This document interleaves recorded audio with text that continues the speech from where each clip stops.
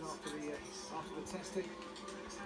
Mercedes have worked hard, developed well, found a strategy. That's 3 wins to 1 now.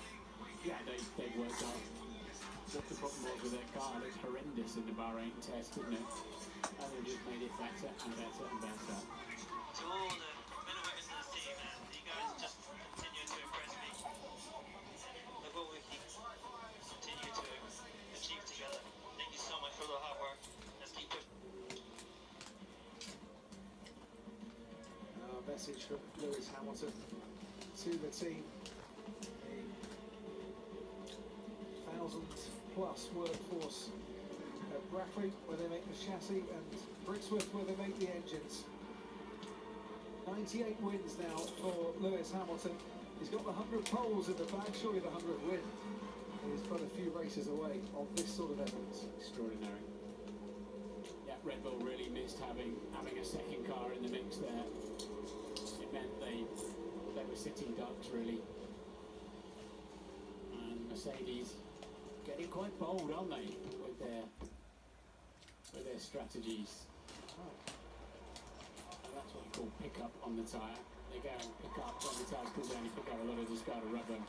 Adds a little bit of weight, strictly speaking. If they want to, screw-nails can take that all off. So it adds a bit of weight for the weighbridge. He'll do it. That's for sure. Big congratulations from his crew for Lewis Hamilton. 6th Spanish Grand Prix victory, 5th consecutive Spanish Grand Prix victory. Had to work harder for this one than he has done in recent years. For once, actually lost the lead of a Spanish Grand Prix. Let's see what Max Verstappen feels about that race. Jenson Button is down asking the questions. Max, that must be a tough pill to swallow, that one. You look like you had it in the bag. In a way, I could see it coming, you know. Already at the end of with the softs, he was faster. Then when we put on the mediums, he was clearly had a lot more pace. He could just stay within 1 second. So there was not much we could have done.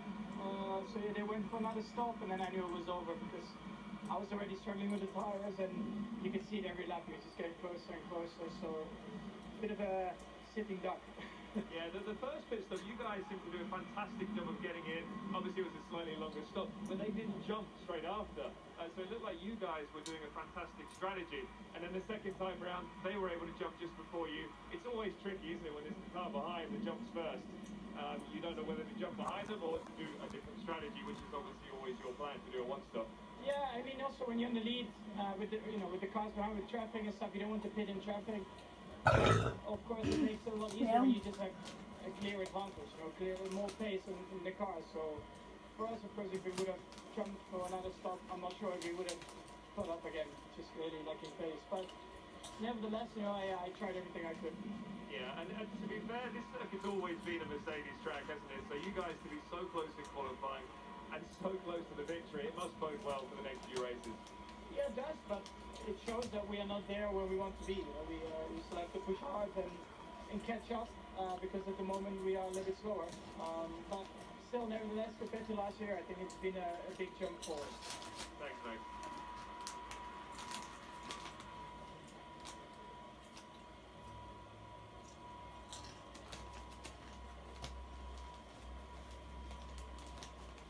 Hey, Valtteri. Tough race out there. How would you look at that race and try and find some positives from it? Yeah, I think what made it more tricky for me, I lost the place to Charles on lap 1. Out of turn 3, I didn't see him actually, so I think he chose a better line through turn 3 and got me, and then I was stuck behind him for a while and compromised the race a bit. Otherwise, I think the pace wasn't too bad, so yeah, it's a bit of a shame, but at least we make it to the podium. Was there another strategy you could have done with your car to take yourself back into the fight a little bit more? I think it's just small details. Today was lap 1, turn 3. I think otherwise the pace is there, and as a team, we're still scoring solid points, but not perfect points, and so yeah, there's work to do. And Monaco is obviously going to be quite a unique track, and I look forward to that. Yeah, you look like you got a fantastic start down into turn 1, but you were just blocked. These cars are so big, and with Max as well. There was nowhere really to go for you. Yeah, exactly. There wasn't really much space, and it's so close between, the first three cars. So Hard luck. Cheers.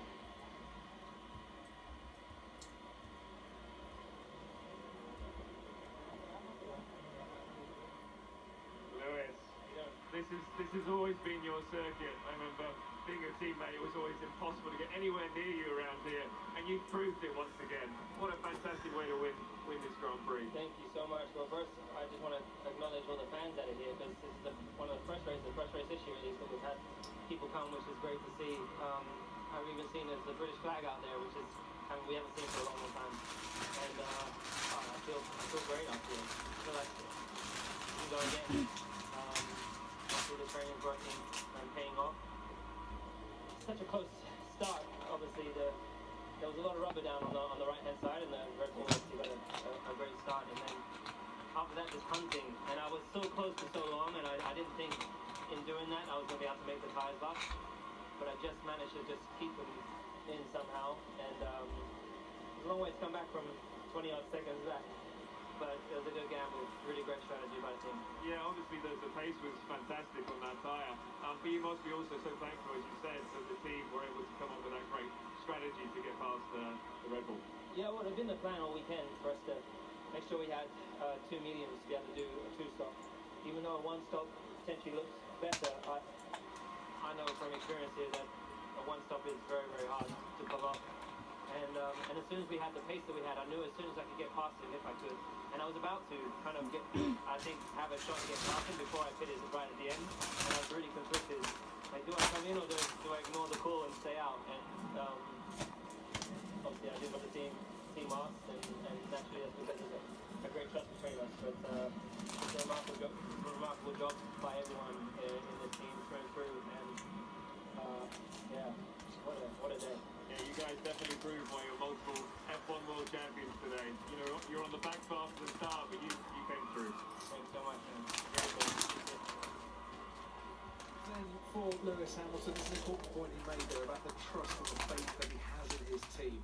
Concentrate on the drivers. Obviously, they're the gladiators, Martin, that go into battle week after week, but it is a team sport, Formula One. Absolutely, yeah. They created that competitive package together, and as Lewis is explaining in that feature, before the race starts, the attention to detail and the minute stuff they go into. It's a bit like when Ross Brawn used to ask Michael Schumacher to give me 20 qualifying laps to make this strategy work, and Core, they stop 3 times and everybody else stopped once or whatever, to do something different.